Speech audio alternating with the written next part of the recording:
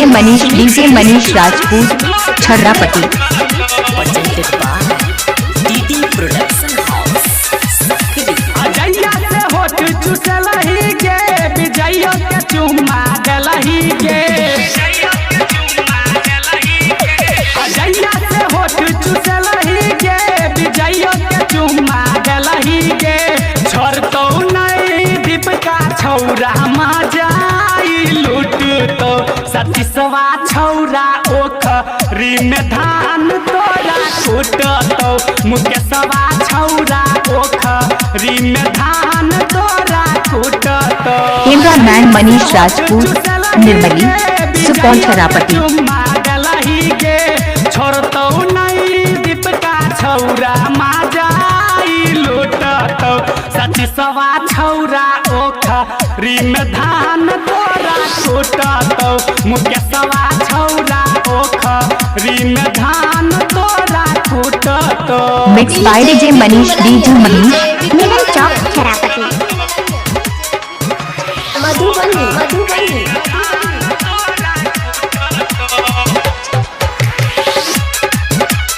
Mix by DJ Manish Milan Chowk Chharrapatti. ओखरी के size छौरी भ गेलो न महर।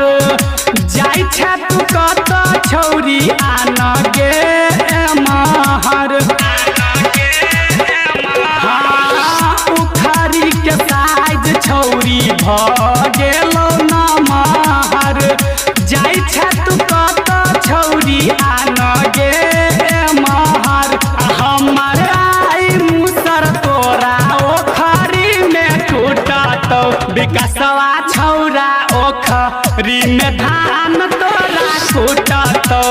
राजावा छौरा ओखरी में धान तोरा कूटतो। डीजे बिट्टू मलंगिया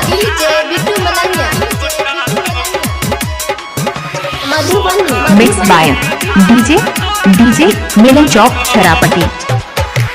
डीजे सुमित सतीश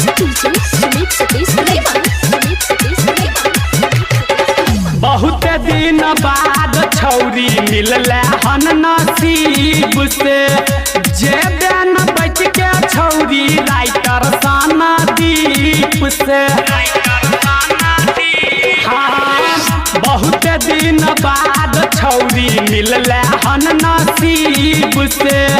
जे दिन बच के छौरी राइटर साना दीप से।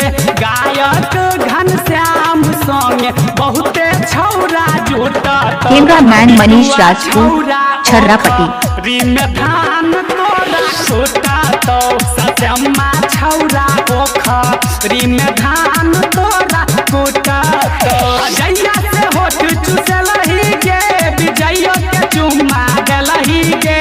छोड़तो नहीं दीपका छौरा मजाई लूटतो सतीसवा छौरा ओखरी में धान तोरा कूटतो। मुकेशवा छौरा ओखरी में धान तोरा कूटतो। Mix by DJ Milan Chowk Chharrapatti. विजयो के चुम्मा देलही के। छोड़तो नहीं दीपका छौरा मजाई लूटतो। Mix by DJ Milan Chowk Chharrapatti. छौरा ओखरी में धान तोरा कूटतो। मुकेशवा छौरा ओखरी में धान तोरा कूटतो। कैमरामैन मनीष राजपूत छर्रापट्टी। संपर्क करें 95 46 83 49 42।